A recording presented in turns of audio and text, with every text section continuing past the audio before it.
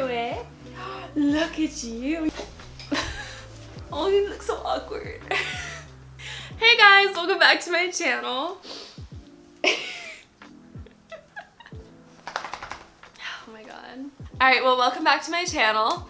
I have some very exciting news for this video because I'm going to be starting a new mini-series on my channel.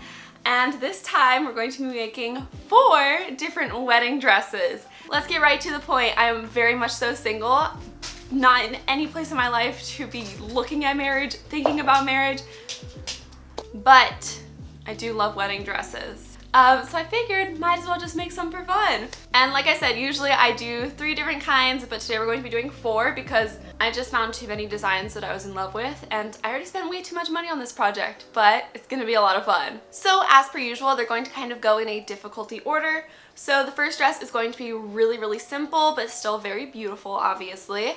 And they're going to get progressively more difficult. I say that kind of loosely because obviously the first one is going to be by far the simplest, but I really encourage anybody to like try whichever one they like the most because I don't think that they should be like too hard, and obviously I'm going to be making a full tutorial, so hopefully that helps. But today we're going to be starting on the first dress, and honestly I am so in love with this design. It's very simple, but it's so elegant and pretty, and it's still going to like be very magical. And the fabric for this dress is this beautiful bridal satin. And I got this fabric off of Fabric Wholesale Direct. They're not sponsored, but I do shop there a lot, so definitely recommend them. And if you're looking to do your wedding on a budget, I got 7 yards of this fabric for like, I think it was like $25. So this dress is also very, very inexpensive. And this is a satin fabric that's a little bit more on the stiffer side, so it's going to be kind of structured. But it's still going to be like kind of more like ball gowny. Oh, and hopefully I will also be making a pattern for most of these dresses, if not all of them. And those will of course be up on my website whenever they are ready. And so those you can like print out from home, and they will also have like written instructions to go along with them for extra details. But for now, let's get started. I'm so excited. I've been looking at wedding dresses for like 2 weeks and I can't wait.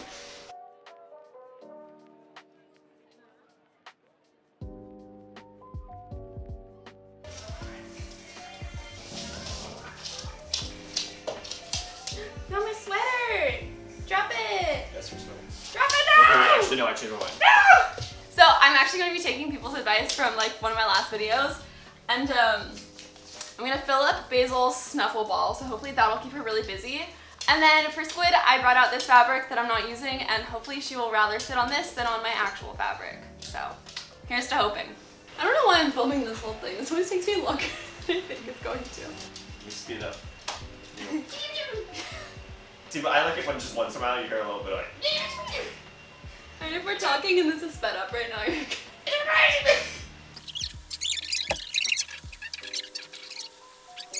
Basil, you want this? Ah, what? No, you already destroyed those. Yeah, look what she did to my scissors. I'm so mad. Look at that. That's not how they're supposed to work. These are my good ones too. I'm so upset. Okay, so the plan of attack for right now is I'm going to be cutting out these skirt pieces first because those are obviously the largest pieces. And I should have quite a few scraps from that, so then I'm going to work around like cutting out the rest of the bodice pieces. And so with my 7 yards of fabric, I literally made these skirts as big as I could. And then like from all of like the kind of weird scraps that were not being used in the skirt, that is what I cut the bodice pieces out of. And then here are those bodice pieces. So the one on the left is the centerpiece and the one on the right is the side piece. And I'm also using the bridal satin as a lining fabric, but you could also switch it out for something else if you wanted to. And then here again, we also have a center and side piece, but this time these ones are for the back. And then this piece is just kind of like a little back panel that we're going to kind of use as a fly for the back of the dress. And then the skirt pieces were literally too big to fit in the camera, so I just kind of drew them out into little diagrams. And on the skirt front piece down the fold, the waistband is going to kind of come to a point so that it can kind of fit into the point of the bodice. And then on the back piece, when you get to like the other end of the skirt, it's going to get 20 inches longer, and that's for like this little mini train we're doing. And then the last piece is just these long strips that we're going to be using to make into straps. And these are cut on the bias of my fabric, which just means the diagonal. Now, before we get to sewing, I very quickly want to take a minute and talk about the sponsor of today's video, Skillshare. And Skillshare is a huge online learning platform.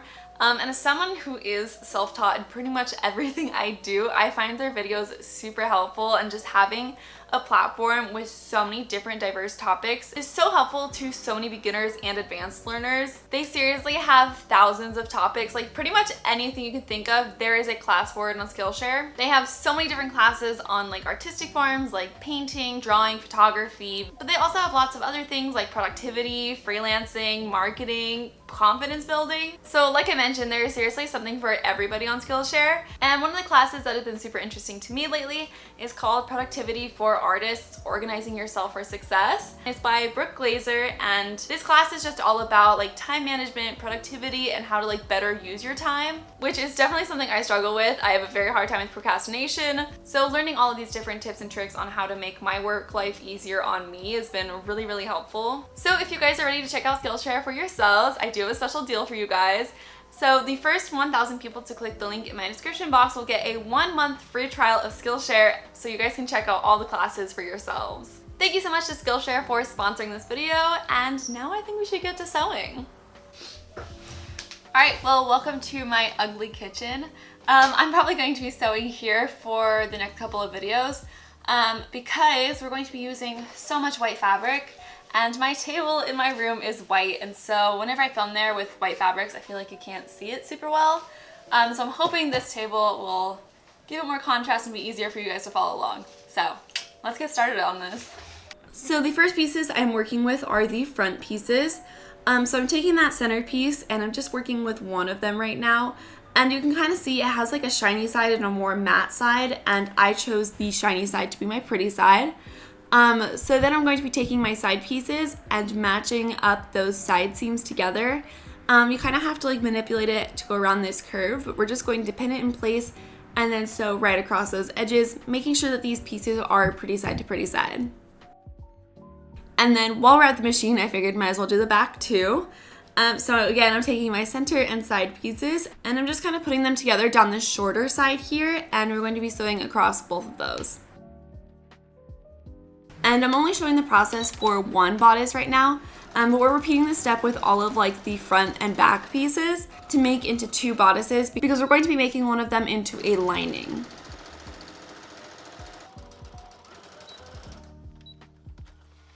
And I'm also serging my edges as I go, but if you don't have a serger, a great option is just using a zigzag stitch on your sewing machine. It'll just kind of keep all of those little frayed edges together. And this is what the front piece should look like once it's been sewn, and this is what the back piece should look like. And now it's time to combine all these pieces together. So we're going to be taking our front and back pieces and sewing them together down their side seams.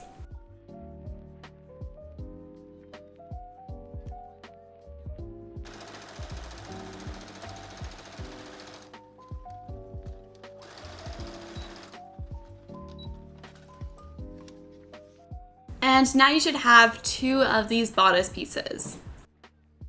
And we're going to put them away for a minute, and we're actually going to be working on the strap pieces next. So these are the pieces that we cut on the diagonal, and that gives them just a little bit more stretch. And instead of sewing 4 of these pieces individually, I just decided to sew all of mine into one long piece. And then sew it and turn it right side out, because sometimes that's just simpler and not all of my pieces were the same length anyway. So you can sew them together straight across or on a 45-degree angle like I did here. But once those are all together, you're just going to fold them in half and sew pretty close to that folded edge all the way across, so that will get a pretty nice and thin cording. And because these are going to be tie straps, this piece was super long.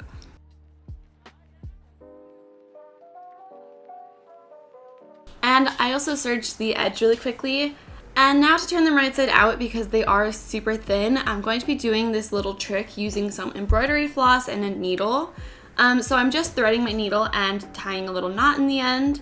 And then we're going to take the end of these straps and we're just going to sew through the little end and put our needle through this little end loop to kind of lock it in place. And then we're going to turn our needle around so it's not the pointy side, and we're going to thread it through our straps and kind of like shimmy it all the way through.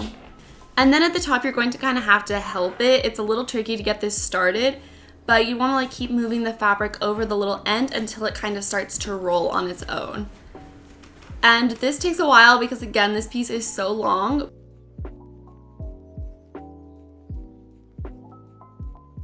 But once you pull it all the way through, it should look like this. And then I'm just cutting this piece into 4 equal sections. And then to finish up those little ends, I'm literally just like pushing all of the raw edges like into the casing. And this is just going to kind of give us a nice clean edge. And then we're going to start pinning our straps to the bodice. So I'm putting it right on those front seams and also in these little points in the back. And once those are pinned to one piece, we're going to bring in the second one and lay it on top, pretty side to pretty side. And I'm just putting these together all across the top edge and then sewing it right across.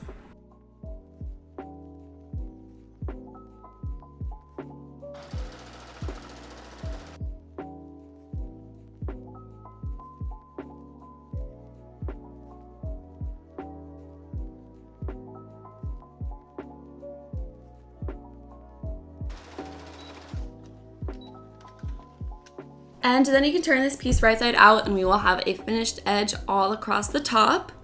But to make mine lay a little bit flatter, what I did is after I serged it, I turned it back inside out and I'm just cutting these little tiny notches into any of the curved edges. So these are going to cut into the serged edge, but not the actual sewn straight edge. And this is going to help our fabric fit around these curves nicer when we turn it right side out. Okay, so this is how far I got with the first day of sewing. The bodice is pretty much done. I think we're just gonna add some boning tomorrow to give it a little bit more structure, and I obviously need to iron it. And then I think the back closure we're gonna do once the skirt is attached. So it's pretty much done. But I think that's where I'm gonna stop for today because my brother's visiting and I think they wanna play video games, so. Please. I'm back. We're playing Mario Bros. Go, Allie, go. You wanna go with me? I was waiting for you guys to come over. And then it was time to get back to work. So now I'm going to be taking that boning I was talking about, and this one I just got off of Amazon. It's a sew through boning. And this is just going to add some more structure into this bodice. So I'm just measuring out how long my boning should be for each of my sections, and I'm putting it down the side seams, the back seams, and the like center seams. And then I'm just rounding out both of the top and bottom edges so that it won't poke through my fabric. And also when you cut out your boning, it should be about 1/2 inch smaller than where it's actually going because you don't want to sew through it when we sew the skirt to the bodice. And then I'm opening up the bodice and I'm just going to top stitch that directly onto the seams on the back side of my fabric on my lining. And also if your boning comes kind of curly like mine does, all I did is I just took it to the iron and lightly ironed it to kind of straighten it out. And once that's all sewn, this is what the bodice was looking like. It has a lot more structure now, and it gives it a much more crisp appearance. And now we're going to start working on these skirt pieces. And they're so big, it was hard to show on camera. But basically, I'm just taking the front skirt first and opening it up. And then I'm laying out one of my back skirt pieces on top of either of the side seams, and we're just sewing those together. And while we're at it, I'm also going to do the backs of the skirt together to make this into one complete circle. But for the backs, you're going to measure from the waistband down 9 inches and mark that so that we know where we want to start sewing because we have to leave a space to get this skirt on and off. And so after we have our starting point, I just pinned it all the way down, and we're just going to sew down right from that pin.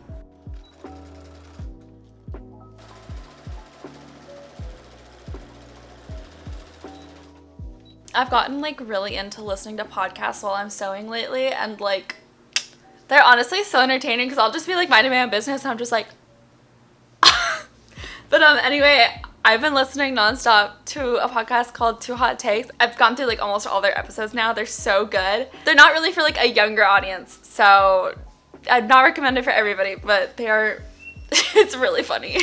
And also, if you guys have like any other like fun podcasts, you guys should comment them because I'm running out of this one and I'm gonna be so devastated when I'm all out of episodes.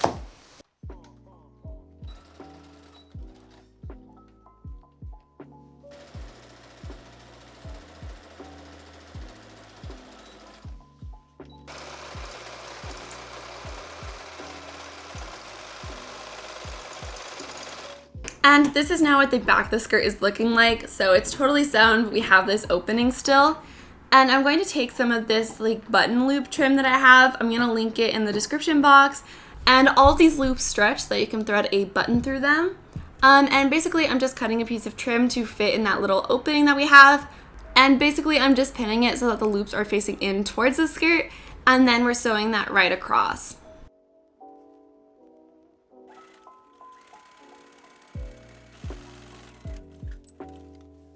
And then for the other side of the skirt, we're going to be using that little back panel that we cut, and I'm just folding it in half and sewing it right across these top edges.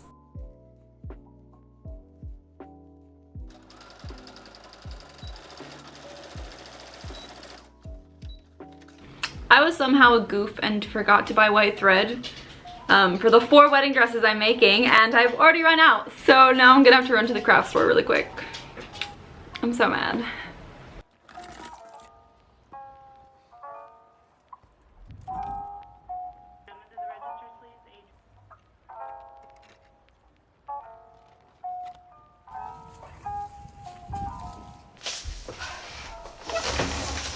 Thread acquired. Let's get back to work. And I also got new scissors.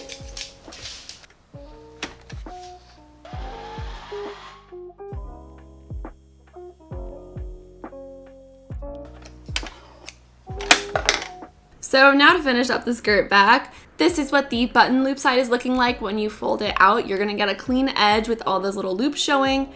And then on the left side, this is that little panel that we made. And I just went ahead and turned it right side out and serged across that raw edge. And now I'm pinning that about 1/2 inch away from the waist of the skirt so that we won't sew into it when we sew on the bodice. And then I'm just pinning it down the rest of this opening. And this is just gonna make it so that if our buttons have a little bit of extra space, you're not gonna like see anything. So it basically just like works as a fly. And then we're going to bring in the bodice again, and we're going to actually finish up these back edges. So I'm going to be opening that up and taking some more of this button loop trim and cutting a little section off. And then we're going to again pin it so that the loops are facing in towards the bodice.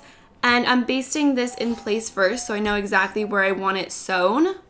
And a basting stitch is just the longest stitch length on your machine. It's just temporary. And then we're going to fold over the other edge back onto it, and we're going to top stitch right down that basting stitch. And the same thing is pretty much going to happen on the other side of the bodice, except we're not going to add any of the button loop trim in. We're just going to fold that over and stitch it right across.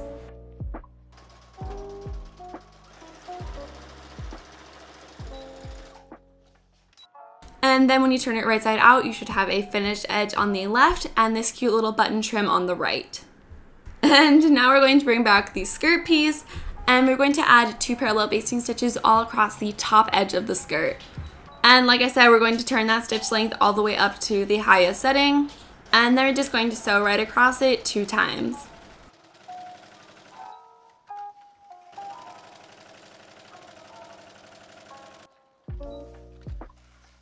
And this is what those basting stitches should look like. And now before we actually start gathering it up, we're going to pin our bodice to the skirt. So we're going to start with a little V on the bodice. And I'm just adding a little notch into it so that's a little bit easier to maneuver. And then I'm pinning that to the V of the skirt. And then I'm also pinning the side seams of the bodice to the side seams of the skirt. And I'm also pinning the backs together. But right now we're only pinning the pretty side of the bodice to the pretty side of the skirt. The lining side of the bodice we're not going to be touching yet. And so once those quadrants are pinned in place, we're going to have these big gaps. And to fix that, we're going to be pulling on 2 of our basting stitches on the same side of the fabric. And when we do that, that's going to gather up our fabric and give these really pretty ruffles. And we're just going to pull it until it fits into these sections. And then we're just going to make sure all of our ruffles are evenly spaced, and we're going to pin these pieces together. And once that's down the whole bodice, we're just going to sew right across this edge.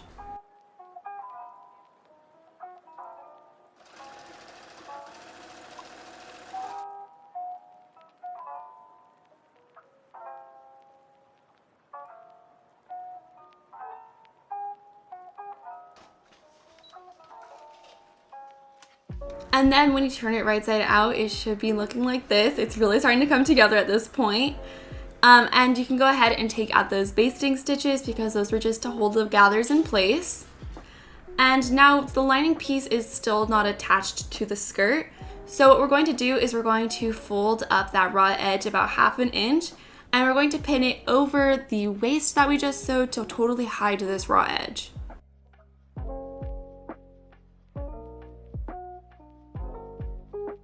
And then I'm just going to take some needle and thread, and I'm going to hand stitch the lining piece down very carefully so that we won't see it on the right side at all.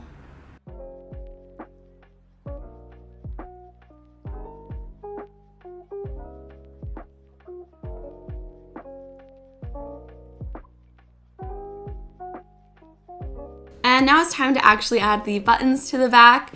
So I'm just lining up these pieces and using a water-soluble pencil to mark the hole of all of those loops all the way down so we know exactly where we want all of the buttons to go. And then I'm just going to do a whole bunch of hand stitching. And while I was hand stitching, I also decided to take some of this really cute pearl trim. And I just hand stitched this all the way around the waist of the skirt to add a little bit more detailing. And yes, this part I did do while I was watching Drag Race with my friends, but highly recommend.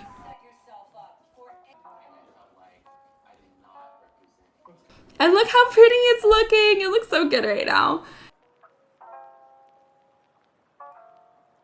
And basically the last thing to do on the dress was to just add a hem all around the bottom edge of the skirt, which of course took forever because this skirt is gigantic.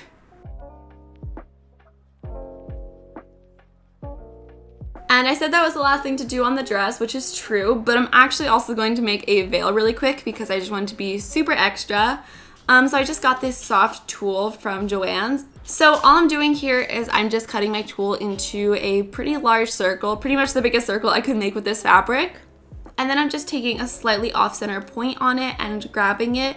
And when you do that, it's going to create these really pretty layers. And then I'm just going to use this hair brooch that I have and some needle and thread. And I'm going to create some really loose gathers through that point that we picked up. And then I'm just going to basically tie it around this brooch. And this seriously took me like 5 minutes, but I thought it was really pretty and totally got the job done.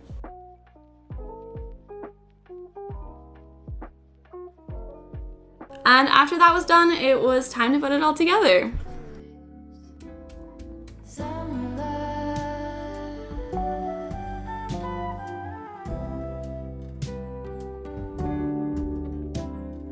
And this is how the finished dress turned out. I thought it was so beautiful. It's like perfect for that kind of like princess wedding. It's really simple and easy and beginner friendly as you saw, but I still think that the end result is just absolutely stunning. And of course, there's so many different ways that you could actually like dress this pattern up by adding different trims or lace over top of it. So although it's really simple, I feel like there's a whole bunch of different ways that you could play with it. And I thought it turned out just like super dreamy and princess core. And not gonna lie, this veil was working overtime. It really tied the whole thing together for me. I felt so extra just like taking wedding pictures in the park by myself. But you know, all in a day's work. I got some funny stares, but I'm kinda used to it at this point. If you guys decide to make this dress for yourselves for your wedding or any other special occasion, I would absolutely love to see some pictures of it, so you can always send them to me on Instagram. And like I said, I will try to work on these patterns as soon as I can. I'm getting a little backed up right now, but I'm working on them, I promise. But thank you guys so much for watching, and I hope you have a good rest of your day, and I will see you guys next time for Wedding Dress 2. Bye!